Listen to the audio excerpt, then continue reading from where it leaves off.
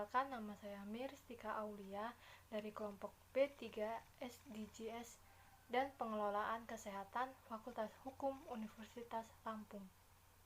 Assalamualaikum warahmatullahi wabarakatuh. Perkenalkan, nama saya Cafia Zagita Putri Sustio dari kelompok B3 SDGs dan Pengelolaan Kesehatan Fakultas Hukum Universitas Lampung.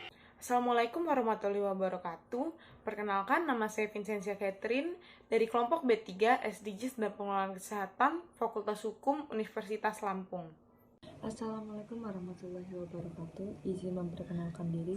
Nama saya Hana Utranita dari kelompok B3 SDGs dan Pengelolaan Kesehatan Daerah Fakultas Hukum Universitas Lampung.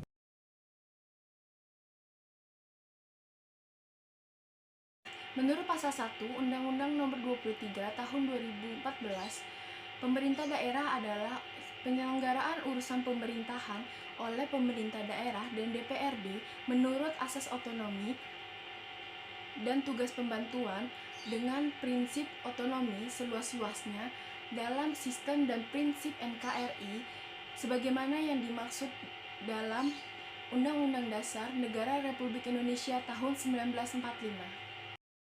Nah, dalam menjalankan otonomi daerah, terdapat hubungan antara pemerintahan pusat dengan pemerintahan daerah dalam bentuk urusan pemerintahan. Urusan pemerintahan adalah kekuasaan pemerintahan yang menjadi kewenangan presiden yang dalam pelaksanaannya dilakukan oleh Kementerian Negara dan penyelenggaraannya pemerintah daerah untuk melindungi, melayani, memberdayakan, dan mensejahterakan masyarakat. Pemerintahan diklasifikasikan menjadi 3, yaitu urusan pemerintahan absolut, pemerintahan konkuren, dan pemerintahan umum. Urusan pemerintahan absolut itu adalah kewenangan yang sepenuhnya dipegang oleh pemerintahan pusat. Contohnya keamanan, pertahanan, moneter dan fiskal nasional, dan lain-lain. Yang kedua, urusan pemerintahan konkuren adalah urusan pemerintahan yang dibagi antara pusat dan daerah, provinsi, kabupaten, kota yang terdiri atas urusan pemerintahan wajib dan pilihan. Urusan pemerintahan wajib adalah urusan pemerintahan yang wajib diselenggarakan oleh semua daerah, contohnya pendidikan, kesehatan. Lalu urusan pemerintahan pilihan, urusan pemerintah yang wajib diselenggarakan oleh daerah sesuai dengan potensi yang dimiliki daerah, contohnya dinas kelautan, perikanan, pariwisata, kehutanan, dan lain-lain. Selanjutnya, urusan pemerintahan umum merupakan urusan pemerintahan yang menjadi kewenangan presiden sebagai kepala pemerintahan. Maka dari itu, kesehatan termasuk dalam urusan pemerintah daerah, yaitu bagian konkuren yang terbagi dalam bagian wajib dan pilihan.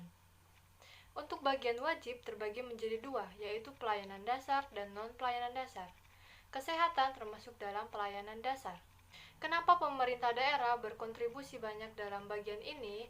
Karena pemerintah daerah berada dekat dengan warga, memiliki wewenang dan dana, serta dapat melakukan berbagai inovasi dan sebagai ujung tombak penyedia layanan publik di berbagai kebijakan dan program pemerintah. Karena hal tersebutlah pemerintahan daerah berkontribusi dalam tujuan-tujuan SDGs yang memiliki 17 tujuan, salah satunya yaitu kesehatan.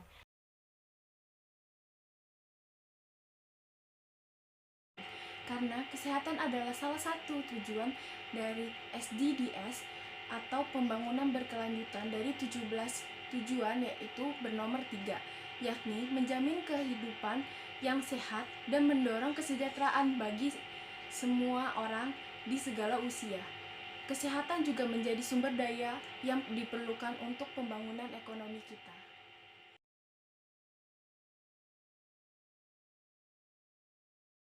Di sini saya akan menjelaskan salah satu permasalahan kesehatan di daerah yang harus segera ditangani, yaitu adalah angka kematian ibu atau sering kita singkat dengan AKI. Angka kematian ibu di Indonesia belum turun secara signifikan dan masih menjadi salah satu yang tertinggi di Asia Tenggara. Selain faktor medis, faktor kesadaran masyarakat akan pentingnya pemeliharaan kesehatan dan budaya juga berkontribusi pada angka kematian ibu akibat melahirkan. Angka kematian ibu adalah jumlah tingkat kematian saat kehamilan ataupun dalam periode 42 hari setelah kehamilan. Hal ini bukan disebabkan oleh cedera ataupun kecelakaan, namun hal ini disebabkan oleh kualitas pelayanan kesehatan yang kurang memadai ataupun kondisi ibu hamil yang kurang sehat. Tingginya jumlah kematian ibu di beberapa daerah dunia mencerminkan ketidakadilan dalam akses menuju pelayanan kesehatan dan juga menyoroti kesenjangan antara kaya dan miskin. Kematian ibu 99% terjadi di negara berkembang. Salah satu indikator yang menunjukkan kesejahteraan masyarakat di suatu negara ialah angka kematian ibu.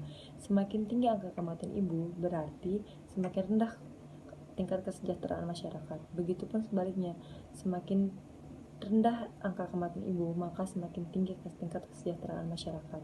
Hal inilah yang menyebabkan mengapa angka kematian ibu harus segera ditangani di setiap daerah. 3 kelompok penimbun tabung oksigen dan obat terkait COVID-19 kini telah diamankan Polda Metro Jaya. Ada 3 kelompok yang ditangkap seusai menimbun obat, diantaranya Avigan dan Ivermectin. Tim juga disebut melakukan penyelidikan mulai dari hulunya, dari pabrik, distributor, hingga toko obat dan apotek untuk mencegah kebocoran. Langkanya stok alat kesehatan akibat penimbunan di berbagai daerah. Seperti yang kita ketahui, di masa pandemi ini kebutuhan alat-alat kesehatan meningkat, mulai dari masker, obat-obatan, vitamin, tabung oksigen, dan lain sebagainya. Beberapa waktu belakangan sempat terjadi kelangkaan regulator hingga obat-obatan serta vitamin untuk penanganan COVID-19. Kelangkaan ini disebabkan oleh melonjaknya permintaan pasar karena naik tajamnya penderitaan COVID-19.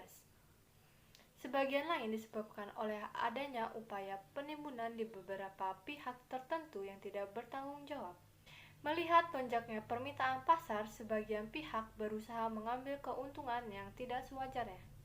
Kita menyadari bahwa pedagang dan pelaku usaha juga ingin untung, tetapi tentu saja ada batas kewajaran tertentu, baik secara legal maupun etis. Oleh karena itu, akan lebih baik jika semua pihak, baik dari masyarakat ataupun pemerintah, untuk melakukan dukungan dengan cara melakukan aktivitas yang sewajarnya, bahkan lebih baik mengutamakan nilai-nilai sosial. Kasus ini tentu saja perlu segera ditangani, karena jika terus-menerus berlanjut maka akan terjadi kelangkaan alat kesehatan di berbagai daerah, serta dapat menimbulkan harga-harga alat kesehatan tersebut melonjak tinggi. Karena barang-barang yang termasuk APD, oksigen, vitamin, obat-obatan, dan lain sebagainya tersebut sangat dibutuhkan oleh para tenaga medis yang bertugas langsung dalam menangani pasien COVID-19, serta sangat dibutuhkan juga oleh masyarakat Indonesia.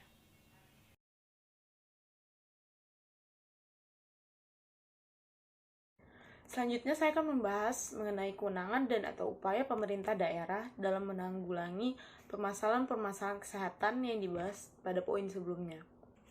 Mengenai kelangkaan oksigen, pemerintah telah berupaya memperbanyak suplai oksigen dengan cara membuka impor oksigen dari luar negeri.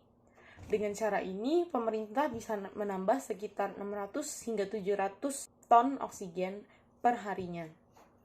Kemudian pemerintah juga membentuk satgas khusus untuk memastikan ketersediaan oksigen, obat-obatan, dan alat kesehatan.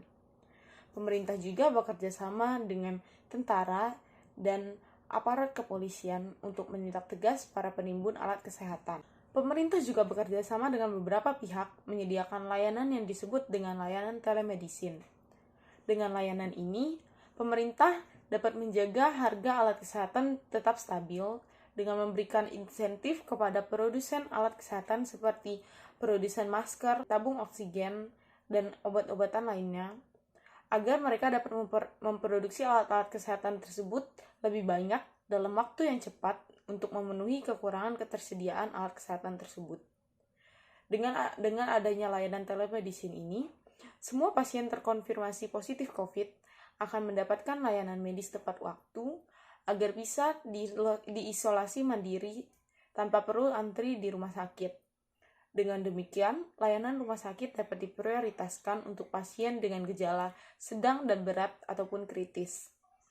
Kemudian melalui program ini, pemerintah memfasilitasi PCR atau swab test gratis, juga layanan konsultasi dokter secara daring gratis. Juga pemerintah menyuplai obat dan vitamin bagi para terkonfirmasi COVID-19. Program ini pada mulanya diberlakukan di DKI Jakarta, kemudian diperluas hingga ke Jabodetabek, lalu ke Jawa Bali, dan akan terus dikembangkan ke daerah.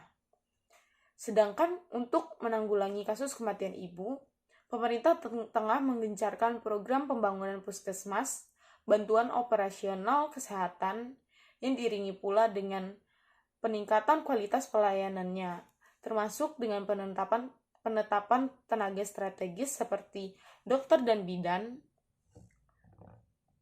dan penyediaan fasilitas kesehatan di daerah terpencil, perbatasan, kepulauan, atau disebut dengan DTPK.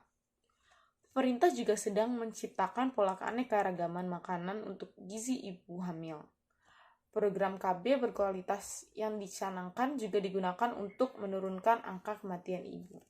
Sekian video dari kelompok B3, jika ada kesalahan kami meminta maaf. Wassalamualaikum warahmatullahi wabarakatuh.